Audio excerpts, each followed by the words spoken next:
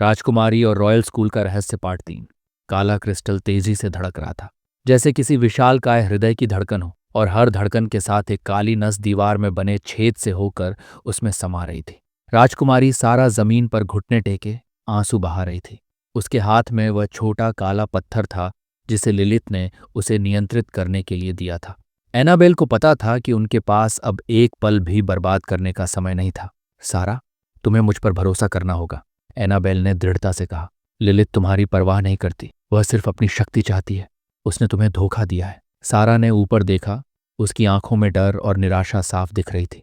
लेकिन मेरा परिवार, हम तुम्हारे परिवार को बचाएंगे, एनाबेल ने कहा।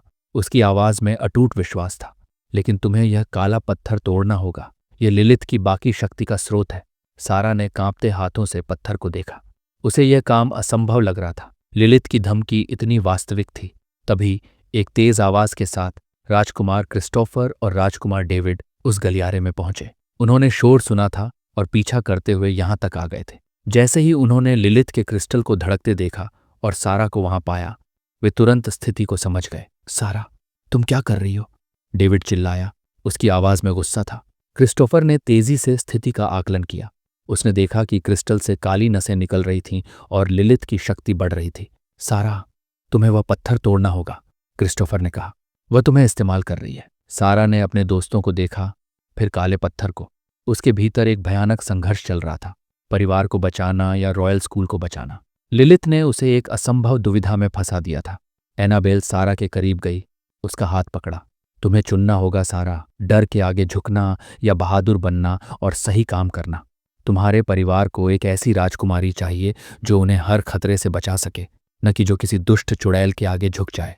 एनाबेल के शब्दों ने सारा के भीतर छिपी हुई शक्ति को जगाया। उसे अपनी गलतियों का एहसास हुआ। उसने जो किया था वह डर की वजह से था, लेकिन अब उसे अपने डर पर विजय पानी थी। उसने अपनी मुट्ठी भींच ली जिसमें वह काला पत्थर था। उसकी आंखों में आंसू थे, पर इस बार वे डर के नहीं बल्कि दृढ़ संकल्प के थे। मैं करूंगी, सारा ने कांपते हुए कहा। उसने अपनी पूरी शक्ति से उस काले पत्थर को जमीन पर पटक दिया। एक तेज चमक के साथ काला पत्थर टूटकर बिखर गया। उसमें से निकली काली ऊर्जा एक चीख के साथ लिलित के क्रिस्टल की ओर बढ़ी और उसमें समा गई। लेकिन इस बार यह शक्ति क्रिस्टल में समाकर उसे मजबूत नहीं कर रही थी, बल्कि उसे नष्ट कर रही थी। लिलित के क्रिस्टल से एक भयानक चीख निकली, जैसे कोई आत्मा पीड़ा में हो। वह काला क्रिस्टल हिंसक रूप से हिलने लगा, उसमें दरारें पड़ने लगीं और अंततः एक जोरदार धमाके के साथ वह अनगिनत टुकड़ों में बिखर गया। लिलित की बाकी बची हुई शक्ति हमेशा के लिए नष्ट हो गई। कक्ष में एक अजीब सी शांति छा गई। काली नसें गायब हो गईं, हवा साफ हो गई। लिलित का खतरा हमेशा के लिए टल गया था।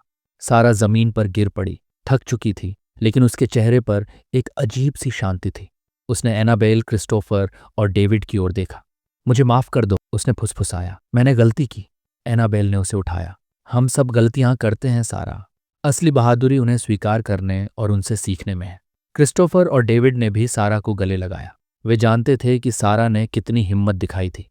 ये क्षण दोस्ती, क्षमा और एक नए विश्वास का था। पाठशाला वापस लौटने पर महारानी मदर एलीन उनकी प्रतीक्षा कर रही थी। उन्हें सब पता था। उन्होंने सारा को डांटा नहीं, बल्कि उसे गले लगाया।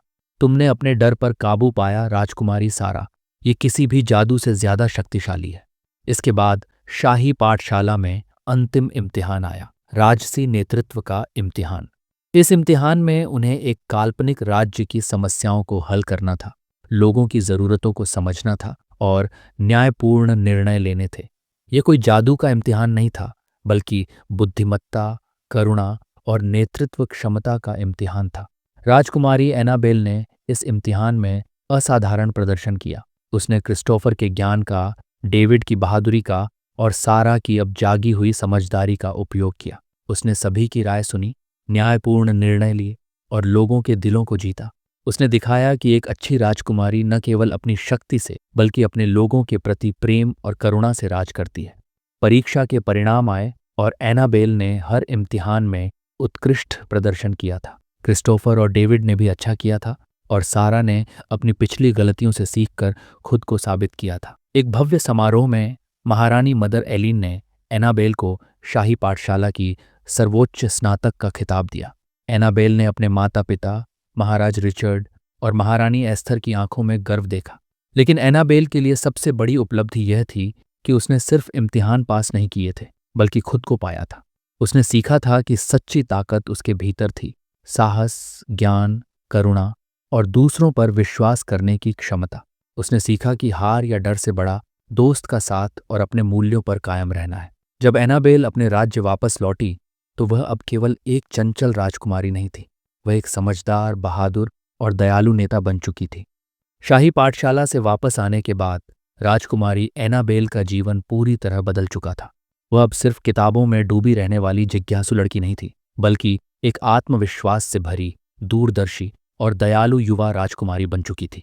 लिलित पर मिली जीत और सत्य के दर्पण के इम्तिहान ने उसे अपने भीतर की शक्ति और कमजोरियों दोनों से परिचित करा दिया था। उसके माता पिता, महाराज रिचर्ड और महारानी एस्थर, अपनी बेटी के इस परिवर्तन को देखकर अत्यंत प्रसन्न थे। राजधानी में वापस आते ही एनाबेल का भव्य स्वागत किया गया। लोगों ने उसके साहस और बुद्धिमत्ता की कहानियां सुनी थीं और अब वे अपनी भावी रानी को एक नए सम्मान की नज़र से देख रहे थे। एनाबेल ने अपने ज्ञान और अनुभव का उपयोग राज्य के मामलों में करना शुरू कर दिया। वह अक्सर अपने पिता के साथ परिषदों में बैठती, लोगों की समस्याओं को सुनती और न्यायपूर्ण समाधान निकालने में मदद करती थी। उसने राजकुमार क्रिस्टोफर और राजकुमार डेविड को भी अपने राज्य में आमंत्रित किया और वे उसके सबसे भरोसेमंद सलाहकार बन गए। राजकुमारी सारा ने भी अपनी पिछली गलतियों के लिए माफ़ी मांगी और अपनी वफादारी साबित की। सब कुछ अच्छा चल रहा था, लेकिन भाग्य के पास एनाबेल के लिए एक और अप्रत्याशित चुनौती थी। एक दिन महाराज रिचर्ड अचानक गंभीर रूप से बीमार पड़ गए। उनकी बीमारी इतनी रहस्यमयी थी कि राज्य के सबसे कुशल वैद्य भी उसका इलाज नहीं ढूंढ पा रहे थे। महाराज धीरे धीरे कमजोर होते जा रहे थे और राज्य में चिंता का माहौल छा गया। महारानी एस्थर ने एनाबेल को बुलाया और उसे एक गंभीर रहस्य बताया। प्यारी एनाबेल, उन्होंने उदास होकर कहा, तुम्हारे पिता की बीमारी कोई साधारण बीमारी नहीं है। ये एक प्राचीन श्राप है जिसे काली छाया का श्राप कहते हैं। ये श्राप हर 100 साल में शाही परिवार के सबसे शक्तिशाली शासक को लगता है और इसका इलाज केवल एक प्राचीन जादुई वस्तु से ही संभव है, जिसे सूर्य का रत्न कहते हैं। एनाबेल ने चौंककर अपनी माँ की ओर देखा। सूर्य का रत्न? वह कहाँ है माँ? महारानी एस्थर ने बताया, सूर्य का रत्न सदियों पहले खो गया था। यह हमारे राज्य के संस्थापक महाराज आर्थर ने खुद बनाया था, जिसमें सूर्य की शुद्ध शक्ति समाई हुई थी। ये रत्न हमारे राज्य की रक्षा करता था और राजाओं को बीमारियों और अंधेरे से बचाता था। लेकिन एक महायुद्ध के दौरान ये खो गया और किसी ने इसे एक रहस्यमयी स्थान पर छिपा दिया। उन्होंने आगे बताया, प्राचीन किंवदंतियों के अनुसार सूर्य का रत्न केवल उसी को मिलता है जो 7 प्राचीन परीक्षणों को सफलतापूर्वक पार कर सके। इन परीक्षणों में न केवल साहस, बल्कि ज्ञान, शुद्ध हृदय और निस्वार्थता की भी आवश्यकता होती है। और इन परीक्षणों का रास्ता एक अज्ञात मानचित्र में छिपा है, जो शाही महल के सबसे गुप्त कक्ष में रखा है। एनाबेल को एहसास हुआ कि यह सिर्फ उसके पिता के जीवन का सवाल नहीं था, बल्कि पूरे राज्य के भविष्य का सवाल था। अगर महाराज रिचर्ड ठीक नहीं हुए तो राज्य कमजोर पड़ जाएगा और दुश्मन इसका फायदा उठा सकते थे। उसने तुरंत सूर्य के रत्न को ढूंढने का फैसला किया। क्रिस्टोफर, डेविड और सारा ने बिना किसी हिचकिचाहट के उसका साथ देने का प्रस्ताव रखा। हम सब तुम्हारे साथ हैं एनाबेल, क्रिस्टोफर ने कहा। हमने लिलित को एक साथ हराया था, हम इसे भी हरा देंगे। सबसे पहले उन्हें अज्ञात मानचित्र को ढूंढना था। शाही महल के गुप्त कक्ष तक पहुंचना आसान नहीं था। महारानी एस्थर ने उन्हें बताया कि वह कक्ष केवल तभी खुलता है जब सच्ची शाही निष्ठा की परीक्षा ली जाए। उन्हें एक प्राचीन पहेली सुलझानी थी जो कक्ष के द्वार पर लिखी थी। पहेली थी, जो सिंहासन से ऊपर है, जो दिल में वास करता है, जो राज्य को जोड़ता है, वही मार्ग दिखाता है। क्रिस्टोफर ने इतिहास की किताबों में इस पहेली के बारे में पढ़ा था। उसने बताया कि इसका मतलब था कि राजशाही का सर्वोच्च प्रतीक सिंहासन नहीं, बल्कि राजा और प्रजा के बीच का अटूट विश्वास था, और यह विश्वास ही मार्गदर्शक था। जैसे ही उन्होंने विश्वास शब्द का उच्चारण किया, कक्ष का विशाल पत्थर का दरवाजा एक भारी गड़गड़ाहट के साथ खुलने लगा। भीतर का नजारा रहस्यमयी था। कक्ष के बीच में एक प्राचीन वेदी थी, जिस पर एक धूल भरा चमड़े का रोल रखा था। ये रोल ही अज्ञात मानचित्र था। मानचित्र कोई सामान्य नक्शा नहीं था। उस पर किसी स्थान का नाम या निशान नहीं था। ये सिर्फ जादुई प्रतीकों और रेखाओं से भरा हुआ था। क्रिस्टोफर ने अपने ज्ञान के ताबीज का उपयोग किया और ताबीज से निकली रोशनी ने मानचित्र पर कुछ चमकते हुए बिंदुओं को उजागर किया। ये बिंदु 7 प्राचीन परीक्षणों के स्थान थे, जो राज्य के अलग अलग दुर्गम हिस्सों में फैले हुए थे। पहला परीक्षण मानचित्र के अनुसार मौन के झरनों के पास था। ये एक ऐसा स्थान था जहां कहा जाता था कि कोई भी आवाज, यहां तक कि फुसफुसाहट भी भयानक आपदा ला सकती थी।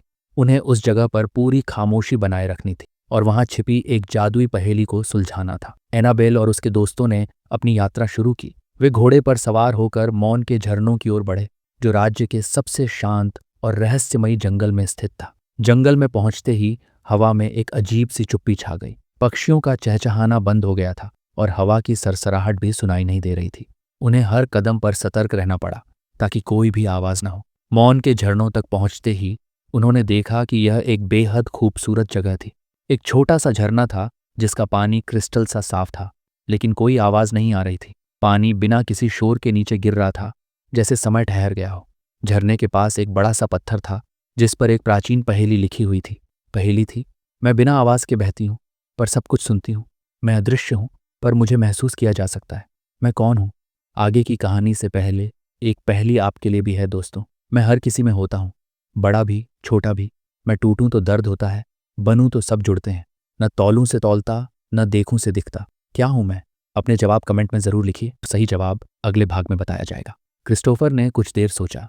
डेविड ने अपने आसपास देखा कि कहीं कोई खतरा तो नहीं। सारा ने पत्थर को ध्यान से देखा। एनाबेल ने अपनी आंखें बंद की और अपनी इंद्रियों पर ध्यान केंद्रित किया। उसे लगा कि वह झरनों के पानी की गति महसूस कर सकती थी, हवा का अदृश्य स्पर्श महसूस कर सकती थी।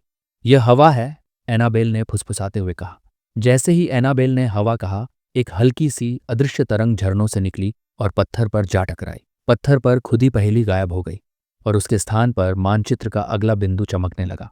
उन्होंने पहला परीक्षण सफलतापूर्वक पार कर लिया था, लेकिन उनकी जीत का जश्न मनाने का समय नहीं था। मानचित्र पर अगले बिंदु की ओर इशारा करते हुए क्रिस्टोफर ने देखा कि अगला परीक्षण एक काल कोठरी के भ्रम में था, जो राज्य के सबसे पुराने पहाड़ अंधेरी में था, चोटी के भीतर स्थित था। ये एक ऐसी जगह थी जहां जादुई भ्रम पैदा होते थे और जहां सच और झूठ के बीच अंतर करना मुश्किल हो जाता था। उन्हें वहां से एक जादुई कलाकृति ढूंढनी थी जो सूर्य के रत्न के करीब ले जाने में मदद करेगी। एनाबेल को पता था कि यह रास्ता आसान नहीं होगा। लिलित भले ही चली गई थी, लेकिन प्रकृति के अपने इम्तिहान थे और ये इम्तिहान किसी भी जादूगर से कम नहीं थे। उन्हें एनाबेल के पिता को बचाने और राज्य को इस प्राचीन श्राप से मुक्त करने के लिए हर चुनौती का सामना करना होगा। उनकी यात्रा अभी शुरू हुई थी और सूर्य का रत्न पाने के लिए उन्हें बहुत आगे जाना था। लेकिन क्या एनाबेल और उसके साथी कालकोठरी के भ्रम के खतरनाक रास्ते को पार कर पाएंगे? क्या सच और झूठ के इस जादुई खेल में वे अपने दिल की सच्चाई को पहचान पाएंगे? और क्या सूर्य का रत्न सच में अस्तित्व में है या यह सिर्फ एक पुरानी दंतकथा है? जानने के लिए देखिए कहानी का अगला भाग और चैनल यूनिवर्स ऑफ स्टोरीज को सब्सक्राइब करना न भूलें, क्योंकि असली जादू तो अभी शुरू हुआ है। अगर आपने अभी तक इस कहानी का पार्ट 1 और 2 नहीं देखा है तो अभी वीडियो पे क्लिक करके देखिए।